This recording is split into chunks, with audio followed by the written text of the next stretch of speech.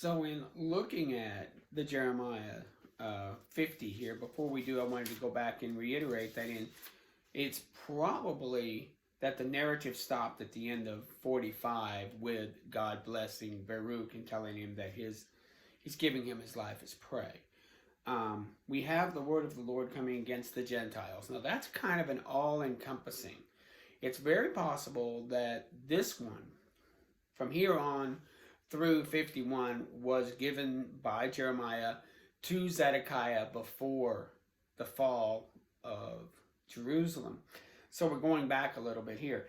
You can also notice that that's like a heading, like it's to the Gentiles. Then we go against Egypt. And then we go on in 47, the word of the Lord came to the prophets against the Philistines. So it's a continuation. This one's the Philistines. 48, against Moab. It's like a connective beginning. 49, concerning the Amorites. And you also have the Edomites and those of Damascus and Elam are all mentioned in here through 49.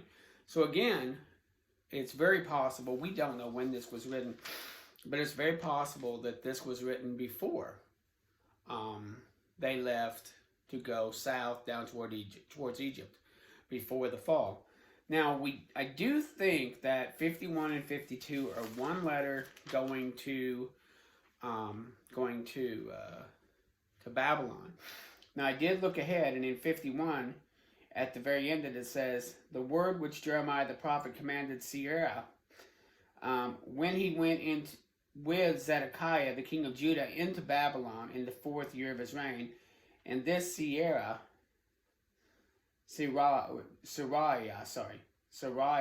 was a quiet prince. So he wrote this book. He says he wrote the book of all the evil that would come upon Babylon, even all the words that are written in the books. Jeremiah said to Sariah, when you come to Babylon and shall read all these words, then thou shalt say, O Lord, thou hast spoken against this place to cut off that which remains, neither man nor beast, and it will become desolate. And it shall be that when you have made an end of reading this book, that you will bind the stone to it and cast it into the midst of the Euphrates. And you'll say, thus shall Babylon sink and not rise from the evil that I will bring upon her, and they shall be weary. Thus far are the words of Jeremiah, and that ends the words of Jeremiah. So we have this guy, Sariah. I've mispronounced it a couple of times. Sariah, just like Jeremiah on Sariah. And we have that ending 50. So all of this from 50 and 51, he's ending 51. 50 and 51 are like one letter to Babylon. And it's written by Jeremiah before Zedekiah left. So what happens is, let me click something here real quick. Make that go away. All right, much better. So it says, in the word of the Lord spoke unto Babylon. And normally, like I've mentioned in other times, it's very possible. We know that Jeremiah was written in parts, just like Isaiah was. It wasn't just one big document written like a historical narrative. It was written over time. We know that it began at the time of Josiah. It went through Jehoiakim, Jehoiachin. It went through Zedekiah, and then a little bit after Zedekiah with the captives going down to Egypt. Covered about 15 or 20 years, all these different players in play. And it was written in pieces. And we've looked at it also at the beginning, to where at the beginning all you did was talk about why he was doing this to Israel, what he was going on, his feelings, his emotives, his fury. They've broken his law consistently. They have provoked him to anger continually, and all these things. Then you had some history. You also had a part of it where they started talking about the good things that was going to happen. The good things that would happen, that later on when they come back into the land, the Lord will be with them. Just as he was against them, he's going to be with them. We have that. Then we have a narrative that moves through things that Jeremiah had lived through, and some of the things that had happened to him. We also jumped back a couple of times to look at prophecies that were made before the fall. Before Zedekiah, we went back and saw something that happened in the reign of Jehoiakim. So all of this is happening, and now at the very end, and of course the narrative goes on to them going down into Egypt, and there traditionally, according to tradition, that's where Jeremiah was killed. I was trying to look up where Jeremiah was killed, and most of the historians, through tradition, not through the Bible or history, but through traditional understanding, that he was stoned to death as the people, he was telling the people to go back to Judah, don't go down to Egypt, and they didn't like the message, so therefore they stoned him to death. So many of the traditional oral traditionalists believe that happened. So that's how the history ends, and then we started looking at 48 through 51. We're talking against the Gentile nations. Most of the stuff, again, is like repeatable. But remember, they wrote these, like I was saying, like someone who is like I said, that someone was writing a letter, or someone who was a judge, and he had 10 thieves. And he was pronouncing the same thing because he's a fair judge. They all did kind of the same thing, so they got kind of similar punishments. So the letter to the Moabites was sent to the Moabites, not to everybody. The letter to the Edomites was sent to the Edomites, not anybody else. The letter to Amnon sent to Amnon. Here he even talks about sending this letter into Babylon, read it to everybody, and then throw it into the Euphrates. Even to Elam, take it over to Elam, which was across the Suez Canal, and I believe these were kin to the Esau. They were a group of Edomites who'd gone over and talked with them. But the point is that when we read it, we're kind of, I'm reading this again, but they didn't. When he sent to the Philistines, it was to the Philistines. When he sent to Israel, it was to Israel. When they sent to these guys, when they talked to Egypt, it was to Egypt. And because they all had similar sins, they were given similar punishments.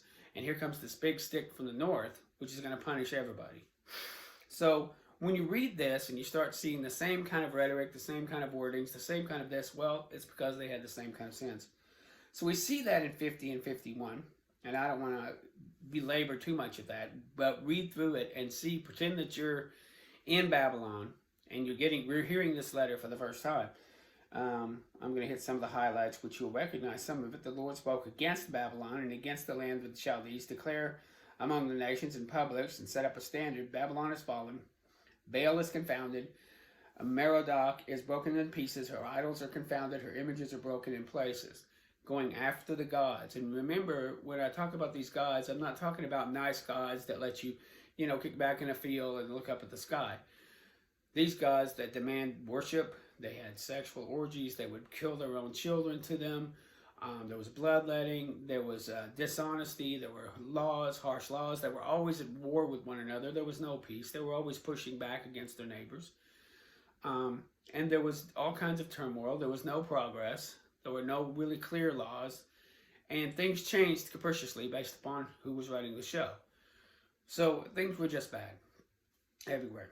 And that's why Jehovah wanted to come in and set up a beachhead with the Israelites so that people could come and find justice, could find judgment, could find equity, could find mercy. So we have this. Out of the north comes up a nation, talking about the Medo-Persians, which will come and make you desolate. In those days, in that time, said the Lord, the children of Israel shall come, and they and the children of Judah together, going and weeping, and they'll seek the Lord their God, which is happening, which did happen, because they shall ask the way to Zion with their faces towards, saying, come and let us join together to the Lord in perpetual covenant that shall not be forgotten. He talks about how they retreated. Remove it out of the midst of Babylon, and go forth out of lands of Chaldeans. For lo, I will raise up and come up against Babylon in the assembly. The Israelites said this in verse 6. My people have been lost sheep. Their shepherds have gone astray. They have all turned away to the mountains. And all that found them devoured them. Talking about the Chaldeans that found them devoured them. And their adversary says, we offend not, because they have sinned against the Lord. See what happened? They're seeing it right here. They sinned, therefore we're going to get them. No, let the Lord take care of them. But they're saying, no, they've sinned, they've offended, and then it is justice for us to do this. No, there was God to justice. It was God to do this for justice. They hadn't done anything against them. They were to treat them nicely because they didn't do anything against them. But they that found them devoured them. And their adversary says, we offend not, because they have sinned against the Lord. So get out of Babylon, and I will rise a cause to come up against Babylon, an assembly of great nations. Again, the Medo-Persians will go around and pick up all these nations. And so they will go, and they will set array against her, and hence she shall be taken. And the Chaldeans shall be a spoil, and all the spoil of her shall be satisfied. And all that spoil her will be satisfied. There's so much goods that when you spoil her, you'll be satisfied. Because, and here's another reason, you were glad when you rejected, because you rejoiced, O destroyer of mine heritage, because you'd grown fat as the heifer of at grass. Your mother shall be sore confounded, and she that bare you shall be astonished.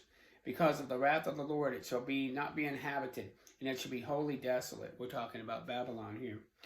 Put yourself in disarray against Babylon round about, ye that bend the bow. So they're coming after Babylon here, and this will happen 70 years in the future after the time of the captivity.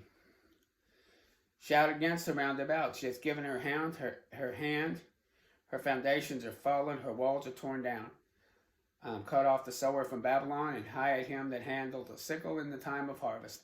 Israel is scattered sheep, and the lions have driven him away. First the Assyrians have devoured her, and lastly Nebuchadnezzar.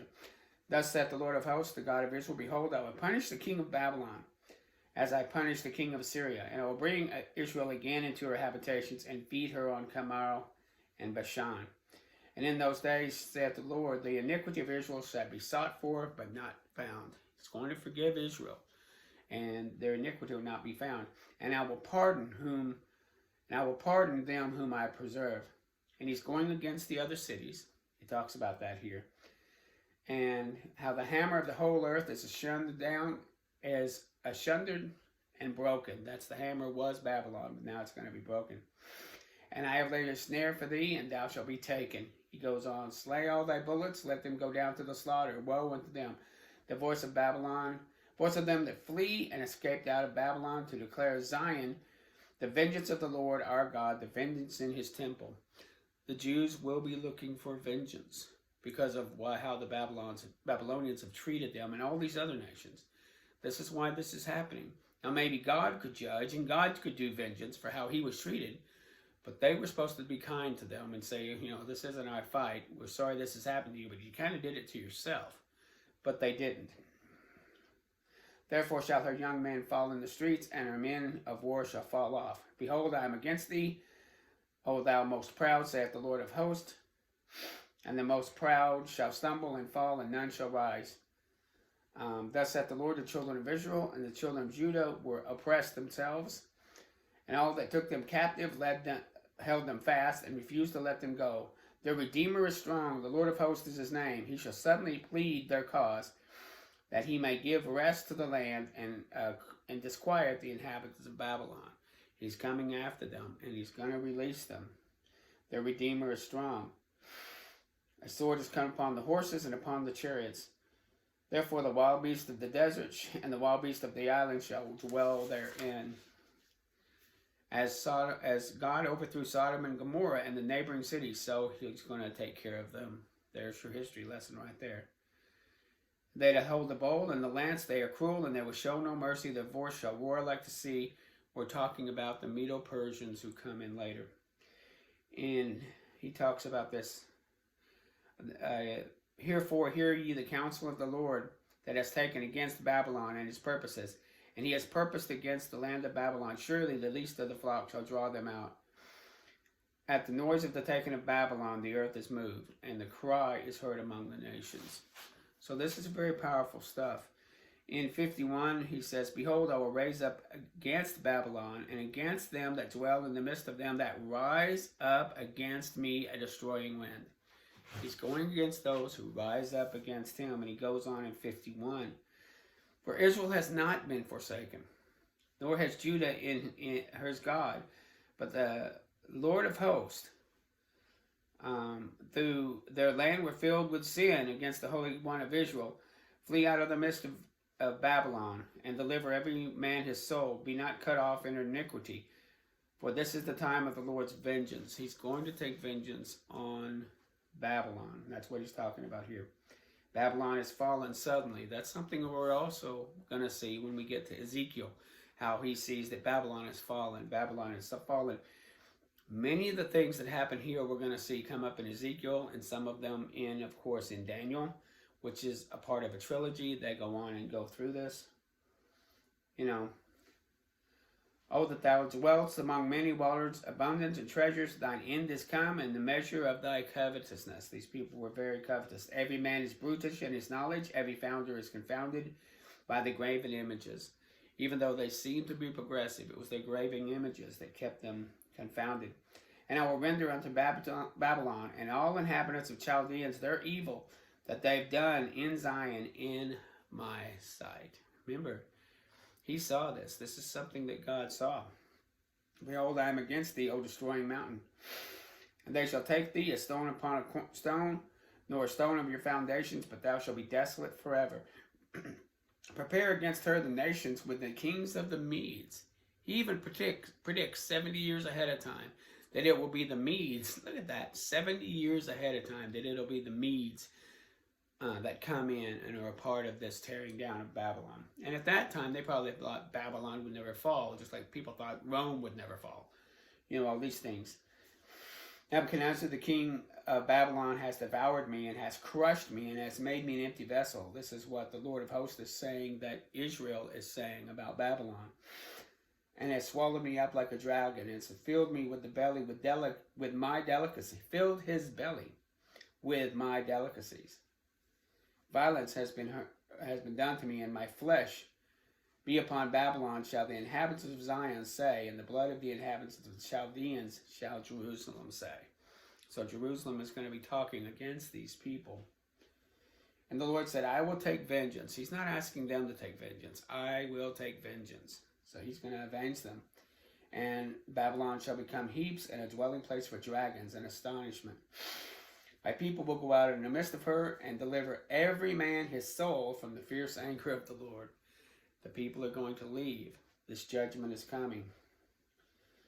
Therefore, behold, the days comes, and I shall do judgment upon the graven image of Babylon, and the whole land shall be confounded.